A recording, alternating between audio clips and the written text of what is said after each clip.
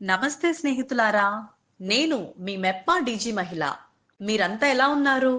ఈరోజు ఈ వీడియోలో మనం చిన్న వ్యాపారాన్ని ఎలా పెద్దదిగా చేయాలో తెలుసుకుందాం. పని వాళ్ళను నియమించడం, లేబర్ చట్టాలపై అవగాహన కల్పించుకోవడం అవసరం. కొత్తగా పుట్టే అవకాశాలను ఎలా వాడుకోవాలో నేర్చుకుందాం. ఇది మీ వ్యాపార విజయంలో కీలకంగా అవుతుంది. అందరికీ నమస్కారం. నేను మీ మైథిలి. ప్రజ్ఞ వర్చువల్ ట్రైనింగ్ అకాడమీకి స్వాగతం. ఇప్పటి వరకు మనం బేసిక్ 5 వీడియోలు చూసాం కదండి, తెలుసుకున్నాం. అందులో బిజినెస్ ఎలా స్టార్ట్ చేయాలి, ఏ అంశాలు ఉంటాయి, ఎలా ఇంప్లిమెంట్ చేయాలి, ఎలా ఆర్గనైజ్ చేసుకోవాలి, ఎలా బడ్జెటింగ్ చేయాలి అండ్ మన ప్రమోషన్స్ ఎలా ఇవ్వాలి అనేది తెలుసుకున్నాం కదా. ఇప్పుడు ఇవాళ అడ్వాన్స్ లో 6th వీడియోలో నేను మీకు చెప్పబోయేది మన బిజినెస్ ని ఎలా ఎక్స్పాండ్ చేయాలి. 6th topic is expanding business, how to scale up smartly. ఇందులో మీకు 3 సబ్ టాపిక్స్ ఉంటాయి. When and how to expand from a small business to MSME, hiring employees and managing labor loss, diversification strategies to increase income. ఇప్పుడు topics లోకి వెళ్ళిపోదామా? ఇప్పుడు మనం చర్చించబోయే విషయం ప్రతి వ్యాపారవేత్తకు ఒక కీలకమైన దశలో ఎదురయ్యే ప్రశ్న. అదేంటంటే బిజినెస్ ని ఎలా విస్తరించాలి.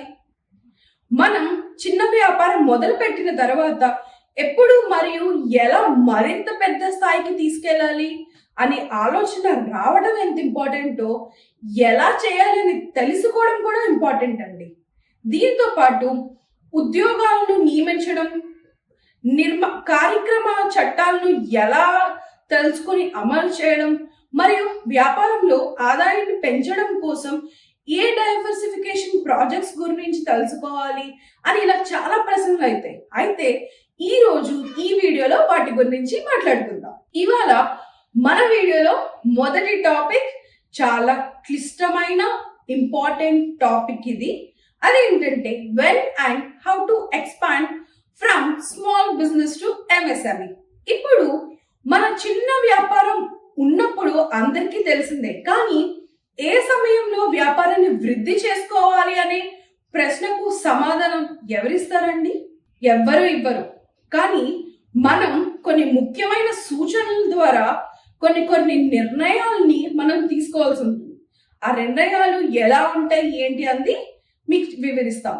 ఎప్పుడు మన బిజినెస్ ని చిన్నది నుంచి పెద్దది చేయాలి అనే ఆలోచన మనకు వస్తుంది అంటే మన ప్రోడక్ట్ కానీ సర్వీస్ కి కానీ డిమాండ్ పెరిగినప్పుడు.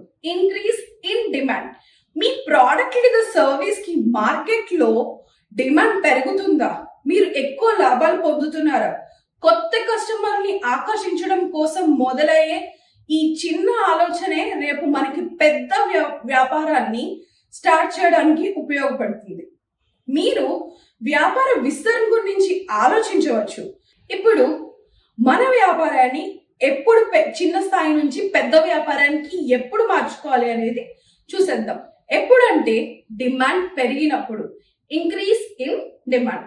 మీ ప్రోడక్ట్ లేదా సర్వీస్ లో డిమాండ్ పెరిగింది అంటే మీరు లాభాలు పొందడం, కొత్త కస్టమర్ని ఆకర్షించడం మొదలైంది అని తెలుసుకోవచ్చు. అప్పుడు మీరు మీ వ్యాపార విస్తరణ కోసం ఆలోచించాలండి. ఉదాహరణకి మీరు ఒక చిన్న ఫ్యాషన్ బ్యూటీషియన్ షాప్ నడుపుతున్నప్పుడు మీకు ప్రతిరోజు కంటే ఎక్కువగా కస్టమర్లు వస్తున్నారు అనుకో, ఈ సందర్భంలో మీరు ఆలోచించవచ్చు. ఎలా అంటే మీరు ఒక కొత్త ప్రోడక్ట్స్ ని ఇంప్లిమెంట్ చేయడం కానీ, లేకపోతే ఒక కొత్త సర్వీస్ ని అందించడం ద్వారా, లేదు ఇంకా మీ సర్వీసెస్ లో ఇంకా అడిషనల్ గా కావాల్సిన సర్వీసెస్ ని యాడ్ చేయొచ్చు.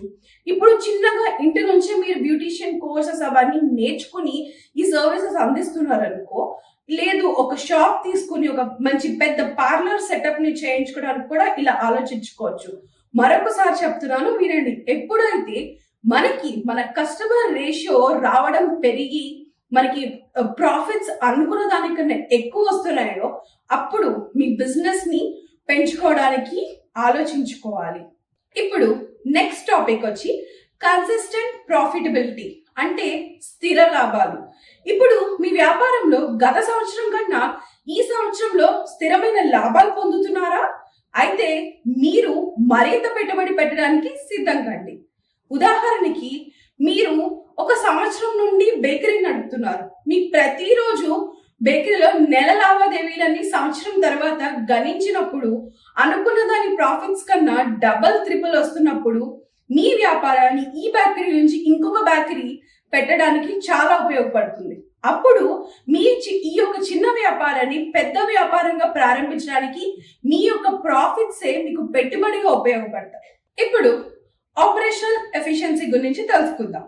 మీ ప్రస్తుతం ఉన్న వస్తువులు కానీ వ్యాపారం కానీ సజావుగా నడుస్తున్నప్పుడు తదుపరి దశలకు వ్యాపారం విస్తరించడానికి మీరు సిద్ధంగా ఉన్నట్టు. కనుక మీరు దీన్ని తీసుకుని మీ యొక్క చిన్న వ్యాపారాన్ని పెద్ద వ్యాపారంగా మలుచుకునే అవకాశం మీరు చూడవచ్చు.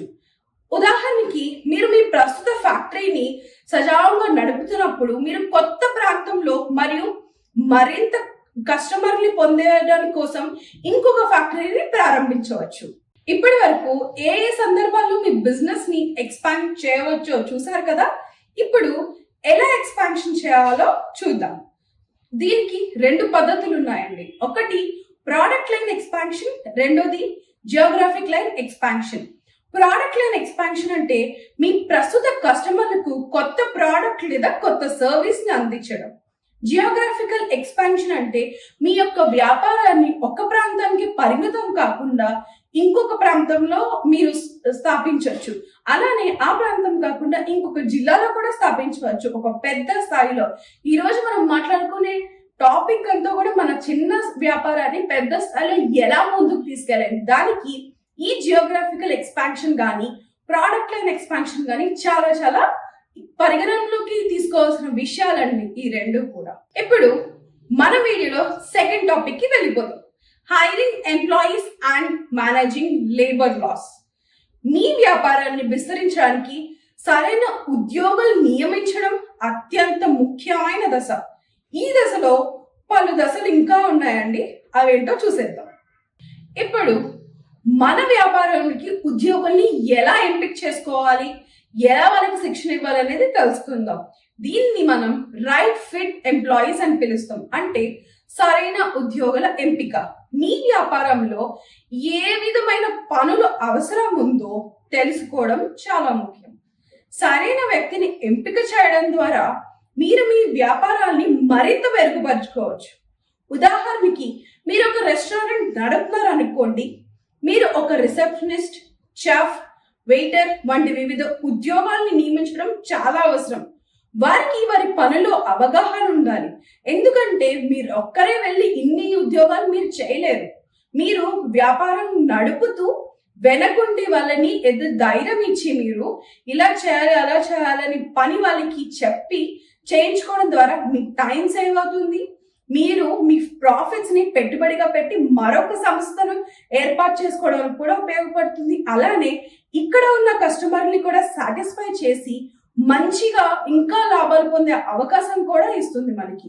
ఇలా మనం ఎంప్లాయీస్ ని హైర్ చేసుకోవడం వల్ల. ఇప్పుడు ట్రైనింగ్ గురించి తెలుసుకుందాం. ఉద్యోగుల్ని కేవలం నిర్మించడమే కాదండి, వాళ్ళకి శిక్షణ కూడా చాలా ముఖ్యం. మీకు ఉదాహరణకి మీరు ఒక రెస్టారెంట్కి వెళ్తారు. అక్కడ వెయిటర్ మీకు సరిగ్గా జవాబు ఇవ్వకుండా